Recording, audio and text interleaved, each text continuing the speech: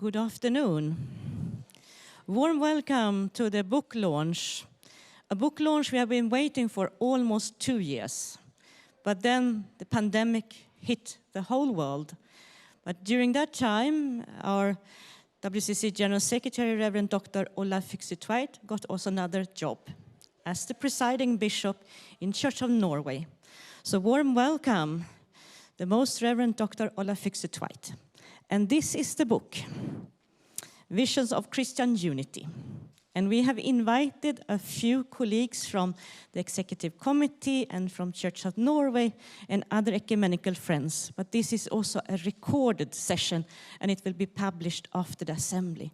So I would like to invite Dag Tuvelius and Anam Gill to ask a few questions about the content in this publication. The floor is yours. First of all, it's an honor and a pleasure to have you here with us. Thank you so much. You have served as General Secretary for the World Council of Churches from 2010 to 2020. 10 intense years for the World Council of Churches. What was the greatest challenge when you started?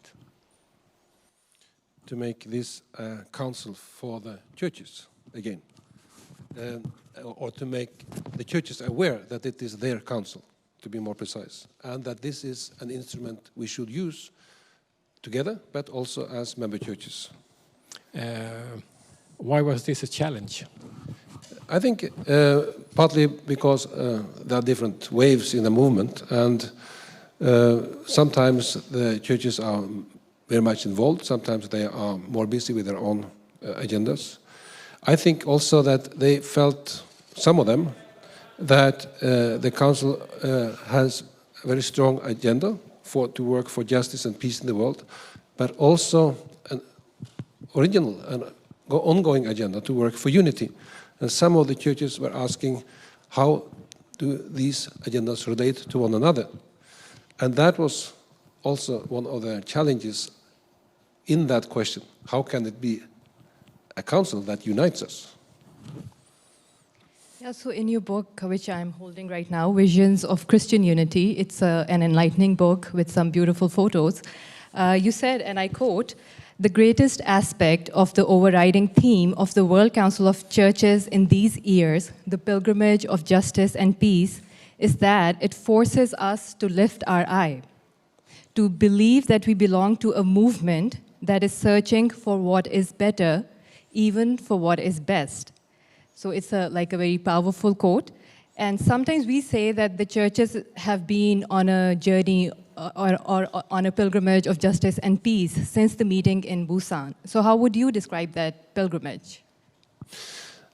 I think we, with this recommendation from Busan, opened up what was already there in a way, but that became much more both clear, but also more challenging. Actually, this is not only about institutional construction or texts or agreements or programs that somebody are doing. It is actually about how we move together as people of faith, but in a world that is in urgent need of justice and peace. As not only as something we should construct for them, but something they are longing for in the many contexts, but also able to make. So this pilgrimage was not just to come, no, we are exporting this justice and peace, but it was how to find it among the churches and among the people who are really struggling for this. And I think this dynamic opened up for a new involvement in the Council's work, not only for the specialists, but for anybody, but also to find a way to see what the work for justice and peace actually can do to unite us. Yeah. This assembly is the deliverer of a process for which you led the early plan. What were the thoughts behind the theme, Christ loves moves the world to reconciliation and unity? I think the conversation we had from the very beginning about the theme was that we needed a theme that could really give us a move forward, a push forward. Not a theme, or to put it in a positive sense, a theme that made it clear why we are Christians and why we are Christian churches together. And it was a very interesting part of the discussion whether we should talk about Christ's love or God's love. Because some would say, well, we believe in the triune God, as we do. And why don't we express that by saying God's love? I think it was a growing understanding that, well, actually there is a need for us, but also for those who relate to us, to see why do we believe in Christ? What does that mean in the time we live in now? And secondly, I have to admit that I was very interested in finding a theme that could include the word love, which have never been included in any of the themes in the 10 first assemblies, but still in a way is the essence of the whole ecumenical movement and why we do this. Now when we are sitting here with just a few days left, how do you think that this assembly in Karlsruhe will be remembered in the line of World Council of Assemblies? I hope it will be remembered as an assembly that spoke into the time in which we live and the years ahead of us, bringing something that really can inspire, but also move the churches to be really agents of Christ's love. I see some tracks of that, both in the discussions we have, but also in the reports, that this theme motivates to that kind of approach, but also to see, yes, this is what is needed now. But I think we need to see also how the theme challenges us, because to speak about love is good and it's inspiring, but it's also very challenging. And I think, for example, how do we prove that we actually believe it, and how do we prove that this is what we do? Yes, and I come across this word love like a lot of times in your book, and there's a quote which I would like to share, that this foremost biblical commandment to love continues to be the very foundation of Christian engagement in key issues of poverty, inequality, and climate change. So would you like to elaborate on this? Yes. Well, I think that is the heart of this theme, that it is not only about our good emotions. Emotions are extremely important, but they must move us somewhere. And this talk about Christ's love, we know has a very rich meaning, but also a very deep and sharp meaning. Because it is against something that is not love. Hate, separation, the Bible calls sin. And I think we have to be aware that talking about love actually will create resistance and create challenges for us. Are we really doing this? Are we really doing it from this motivation, but also are we really doing what it means? And therefore, I mentioned those examples so that when we face those kind of realities with love, it actually requires quite a lot. But it also has a huge potential, and that is why we believe this theme can both in a way bring us back to the origins of this movement and revitalize it, but also bring us forward. Yes, exactly. Thank you so much. And I think it's also about translating this definition of love into a reality. So definitely. Yeah. Close to this, what are the greatest challenges for the ecumenical movement this year, 2022? What are the hard and the big challenges? I think this movement has some of the same challenges as churches, namely that we be self-centered and self-occupied by internal issues, by internal businesses, and not see the great calling we have and the great potential that is in our calling to do the work of the churches together. In a way, to have the higher ground in our aspiration, but a lower ground in where we actually want to do our work. You said yesterday that the next council in 2030 that our goals on sustainability should be reached by then. What do you mean? Well, the sustainability goals are set for 2030. Yeah. And I think it helps us, as the World Council of Churches, to remind ourselves that that is the agenda of the world today. And how do we contribute to make that happen is the challenge and the task for these next 8 years, if we want to contribute to this world's life and also to give hope to the world. And for me, it was a way to say we are not just somewhere in Germany talking to ourselves and we go home and that was that. This is an event that can make something different. But it will happen after this, in the next 8 years, if it is a reality. Do you think that the goal will be reached by 2030? Some of them, but they are very ambitious, and how can all of them be reached, we don't know. But as I said, we as churches should not be among those who say, well, it doesn't, we won't make it anyway. That is not the word of faith, and not the word we are called to use. Is that, you also said that churches should not be cynical, is that part of? Yeah, that's what I mean.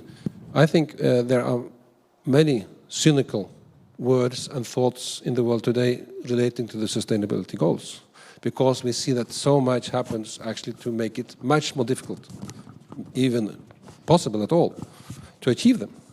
But that doesn't mean that they're obsolete or irrelevant or what we should aim for.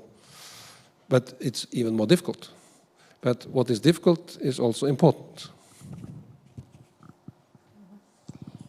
So one chapter in this book which especially struck a chord with me was the human rights and human wrongs. So what, in your opinion, are certain human wrongs that need to be accepted first and realized first in order to change? Well, that is that's at least the Lutheran way of preaching the law and the gospel. But I think this is a very human dimension of that we need moments of truth to understand actually what we need to change. And what kind of rights we are talking about, not only for ourselves, but for others, requires a lot of transformation. But I also introduced that kind of language related to the discourse about human rights, because we have from time to time, and maybe all the time, some who would say, well, this discourse about human rights is a very limited type of discourse in some parts of the world. The Western democratic societies, they can say this. We have other ways of expressing our ambitions for justice. But by contrasting it to human wrongs was also for me to say, well, we have to admit that we need these human rights actually to set standards that can make moments of truth for us. They're not only there to give an ideal world some names, but it is really to address the real world and the real challenges and the real sin, to speak in a biblical language. Okay, thank you. Visions of a Christian Unity is the title of your book. For someone who has not read your book, what is your visions for Christian unity? If you would explain. That we, the churches, and those who belong to the churches, together give an impression of Christ's love for the world that people believe in, both in what we say and what we do.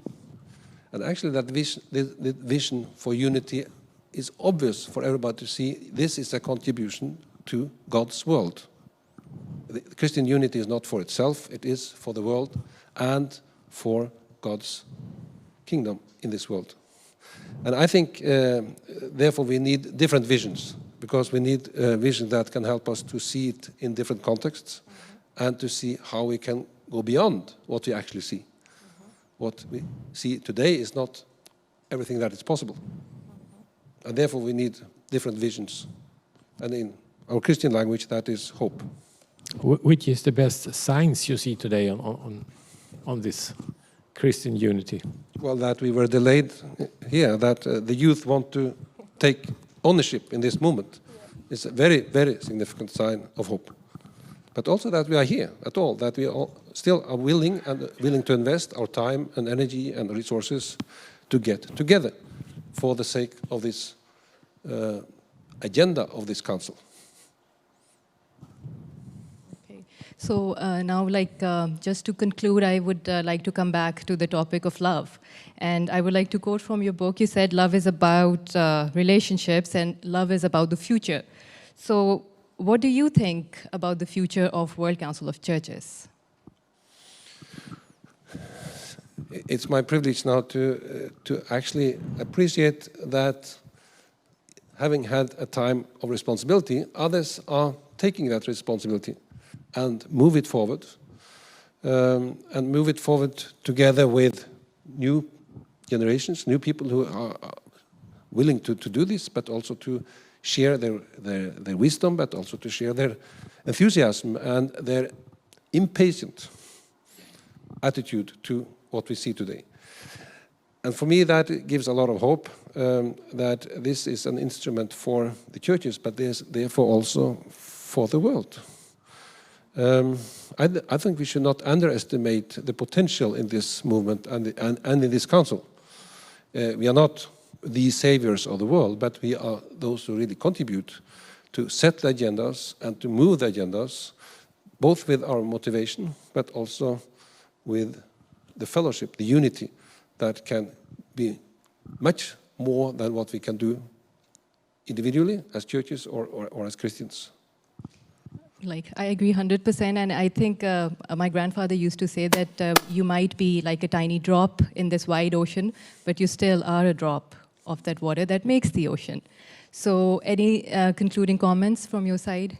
Well, I think then we are many drops, and in times like this, at least we know the value of rain, even if it's little. So that image is actually quite strong. But also to say that I believe that we have a legacy here that is a gift. But any legacy doesn't mean anything if we don't use it. And in my expression about love as something about the future, there is always an expectation in love that we should have a life together. And this life together should bring fruits. And not only for us, but for others. Thank you so much for taking out time and have this conversation with us. Thank you. Thank you. Thank you.